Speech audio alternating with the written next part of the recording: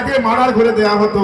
আজকে আমরা কি দেখছি, গলিতে গলিতে মমতা ব্যানার্জির নামে গাল দিচ্ছে, অভিষেক ব্যানার্জির নামে গাল দিচ্ছে, মনমোহিনী বিশ্বাসের নামে গাল দিচ্ছে, গিয়াসউদ্দিন মোল্লার বিরুদ্ধে কথা বলছে।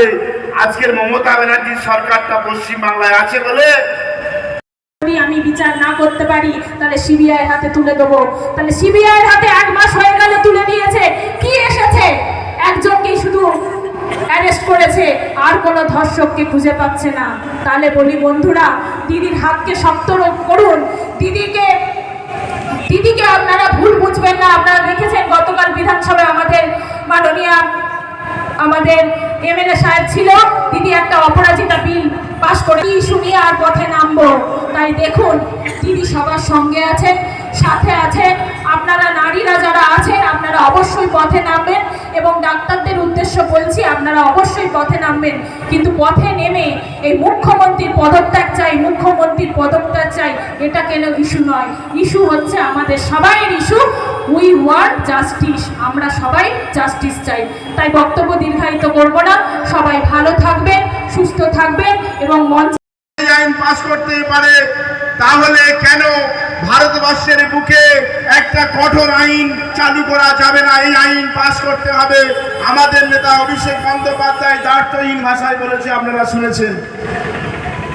আমরা চাই, আমরাও আজকে বলতে চাই, আমরা এখানে বসে আছি, মোহিনীদি বসে আছে, আমাদের বিধায়ক গিয়াসউদ্দিন মোল্লা তিনি আসছেন।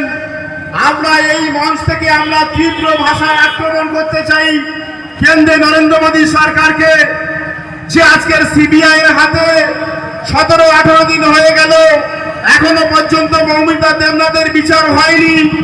এর আগে আমরা দেখেছি অনেকগুলো বিচার সিবিআই এর হাতে হয়েছে, কোনো বিচার কিন্তু আজ পর্যন্ত নিষ্পত্তি হয়নি। আমাদের নেতা পার্থ চট্টোপাধ্যায়, প্রাক্তন শিক্ষামন্ত্রী, তিনিও শিক্ষা খাতে দুর্নীতি করার কারণে সিবিআই অ্যারেস্ট করেছে, 2 বছর হয়ে গেল, আজও বিচার হয়নি। আজকে সেই জায়গায় দাঁড়িয়ে সারদা মামলা 2014 সালে হয়েছিল, মমতা বন্দ্যোপাধ্যায় অ্যারেস্ট করেছিলেন। আজকে কিন্তু প্রায় 10 বছর হয়ে গেল, সিবিআই সেই মামলা নিষ্পত্তি করতে পারেনি। 2007 সালে আমরা তাপসী মালিকের ঘটনা শুনেছি, নন্দীগ্রামের বুকে তাপসী মালিককে ধর্ষণ করে খুন করে মেরে দিয়ে তাকে গঙ্গার জলে ভাসিয়ে দেওয়া হলো হলদি নদীর তীরে। আজকে সিবিআই এর হাতে সেই কেস যাওয়া সত্ত্বেও আজ পর্যন্ত কিন্তু সিবিআই সেই কেসের নিষ্পত্তি। তারপরে কোথায় বিহারে, তারপরে কোথায় উড়িষ্যাতে, তারপরে কোথায় গোয়াতে, তারপরে কোথায় পাঞ্জাবে, তারপরে কোথায় হরিয়ানাতে।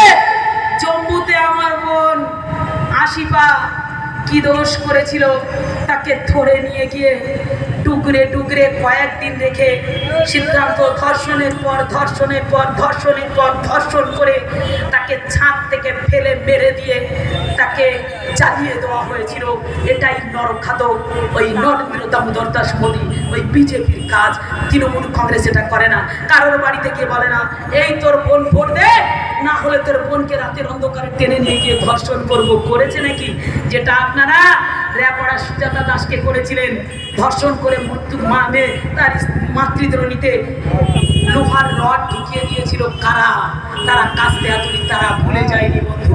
আমার বোন হাতরাসে তাকে ধর্ষণ করে তার জিভটাকে কেটে নিল কারা?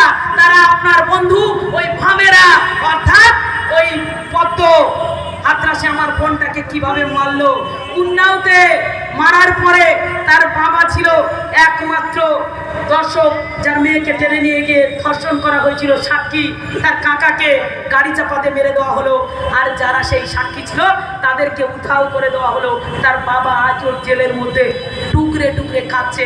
আমার সেই বোনটা যখন কোর্টে যাচ্ছিল তাকে গাড়ি চাপা দিয়ে মেরে দিয়েছে কারা? তারা ওই পদ্ম। তাই বলি পদ্মদের কথায় বেশি নাচানাচি করবেন না, আর এই হাত পচা হাত এদের কথায় নাচানাচি করবেন না। আমরা যদি জাস্টিস না দিতে পারি, এই জায়গায় প্রতিবাদটা কি আপনারা সবাই মোবাইলে, টিভিতে, পেপারে সবাই জানেন। আমার ছোট ছোট মা বোনেরা থেকে আপনারা যারা এসছেন তারা তো আমার মা মাটি মমতা ব্যানার্জির সৈনিক, তারাই প্রত্যেকে জানেন।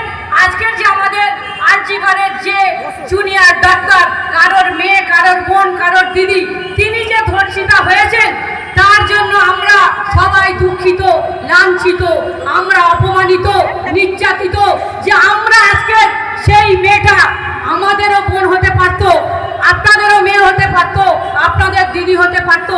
আমরা পশ্চিম বাংলায় আমাদের নয়নের মণি, আমাদের জননেত্রী মা মাটির সরকার মমতা ব্যানার্জির আমরা মা চাই না যে তার কাছ থেকে একটা মেয়ে ধর্ষিতা হবে। তাই তিনি সঙ্গে সঙ্গে প্রতিবাদ করেছিলেন, দোষীকে ফাঁসি চাই। আমরাও তার সাথে সাথে, আপনারাও পশ্চিম বাংলার মানুষ, আপনারাও মগরাহাট পশ্চিমের মানুষ, সবাই গর্জিত উঠেছিলাম যে আমরা দোষীকে ফাঁসি চাই, আমরা তাকে শাস্তি চাই। আজকের যে বিজেপি নামক দল, তারা যে পথে নেমেছে, নবান্ন অভিযান করছে, দুয়ারে দুয়ারে যাচ্ছে, তারা বলছে আমরা ফাঁসি চাই, বিচার চাই। তারা এটা শুধুমাত্র আমাদের রাজনীতির মামাটির সরকারের নামে কুৎসা লোটানোর জন্য তারা এই প্রতিবাদ করছে। তারা প্রকৃত তার সেই বোনটার জন্য তারা এই প্রতিবাদ চাচ্ছে না। তারা শুধু আমাদের মামাটির সরকারের বলছে পদত্যাগ চাই। আপনারা যদি বিজেপির সরকারের, যদি এই বিজেপির কর্মীরা আপনারা যদি সত্যিকারের ওই সরকারকে বলুন, প্রধানমন্ত্রীকে বলুন, যদি রাতারাত্রি নোটবন্দি করতে পারেন, রাতারাত্রি যদি এনআরজিএস বন্ধ করতে পারেন, একটা গরিব মানুষ বসবাস করবে তার আবাস প্লাস বাড়িটা বন্ধ করতে পারেন, তাহলে আপনি কেন পাচ্ছেন না যে একটা আইন পাস করতে, যে ধর্ষিতা হবে সেই ধর্ষণকারীর উপযুক্ত সাজা তাদেরকে দিতে হবে, যে তাদের আইন পাস করুন যে 1 থেকে 2 মাসের মধ্যে তাদের ফাঁসি চাই, যে অপরাধীকে ফাঁসি দিতে হবে। আমরা আপনার সাথে থাকবো। আপনি শুধু আমাদের মামাটির সরকারের নামে কুৎসা লোটাবেন। আপনি কি আপনার এই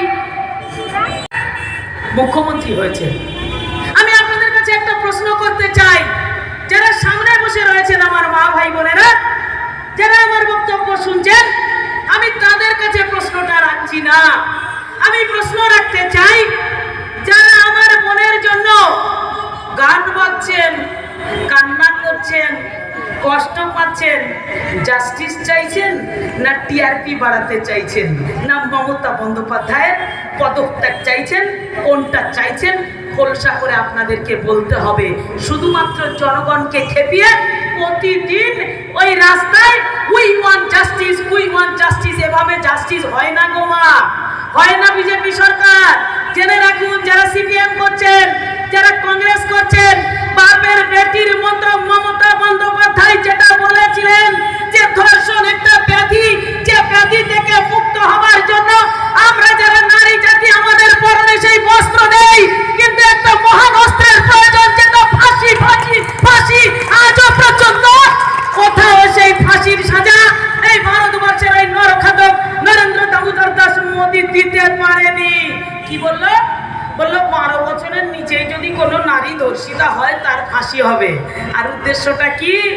73 জন বাবা আছে মোদী বাবার হাতে, যে বাবাদেরকে বাঁচাতে হবে। কোট করতে পারেন আমার কথাটা, যদি কোনো সাংবাদিক থাকেন এখানে, সেই সাংবাদিকরা কোট করুন এবং বলবেন মনমোহিনী বিশ্বাস এটা বলেছে, রাম রহিম কুরবির, অচ্যুতানন্দ, বাবা প্রণবানন্দ, বাবা নিত্যানন্দ, এই বাবা কারা? সব বিজেপির পোষা বাবা, যারা বিভিন্ন ভাবে নারী ধর্ষণ কেসে জড়িয়ে আছে। তাই নরেন্দ্র মোদী ফাঁসির আওয়াজ, এই আইন আনতে চায় না কেন্দ্রে। মমতা বন্দ্যোপাধ্যায় বাপের বেটি বলেছে, তুমি করো ছলা কলা, আমার হাতে 18 কলা, আমি কলা দেখিয়ে দেবো বাবা। গতকাল অপরাজিতা বিল এনে তিনি ধনী ভোটে গিয়াসদার মতো এমএলএদেরকে ওই আইন সভায় ওই ফাঁসির বিলটা পাশ করিয়ে নিয়েছেন। আর কোনো নারী এই বাংলায় ধর্ষিতা হবে না, এটাই মমতা বন্দ্যোপাধ্যায়।